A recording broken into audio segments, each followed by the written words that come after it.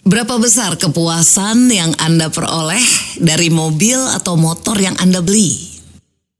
Dalam skala 0, sangat tidak puas, sampai 10, sangat puas, berapakah kira-kira nilai kepuasan Anda?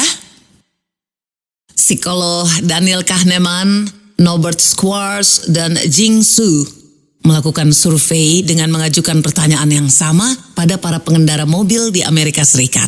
Lalu membandingkan semua jawaban para responden itu dengan harga mobilnya.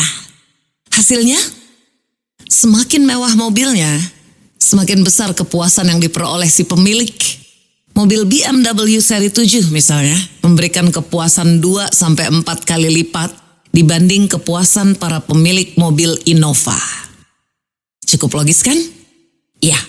Ketika seseorang menghabiskan banyak uang untuk membeli mobil, mereka pun memperoleh imbalan setimpal dari investasi mereka dalam bentuk perasaan senang. Sekarang mari ajukan pertanyaan yang sedikit berbeda.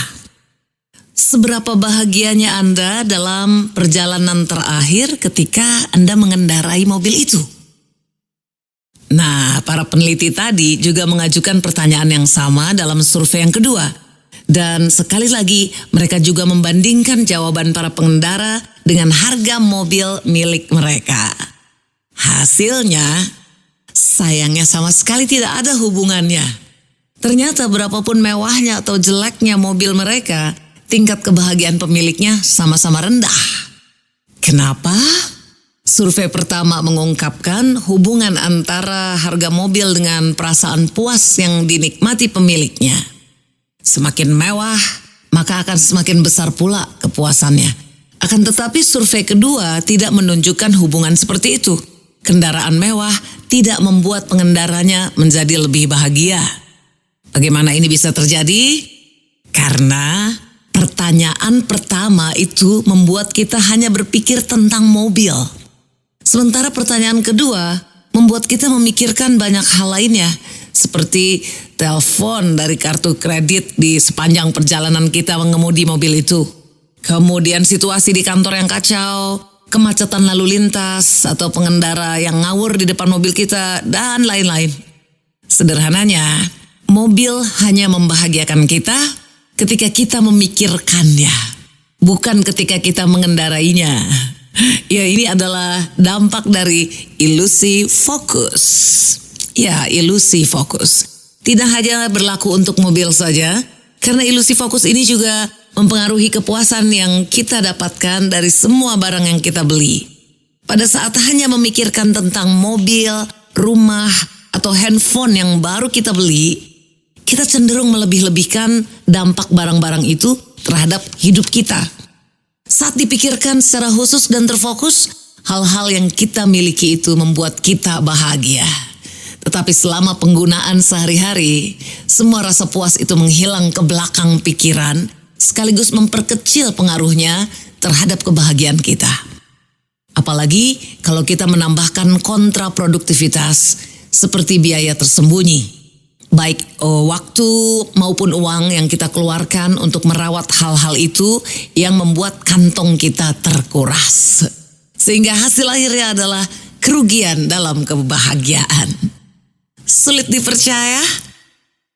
Oke, mari kita ambil contoh. Anda membeli sebuah rumah yang sangat besar dan sangat megah ya di luar kota.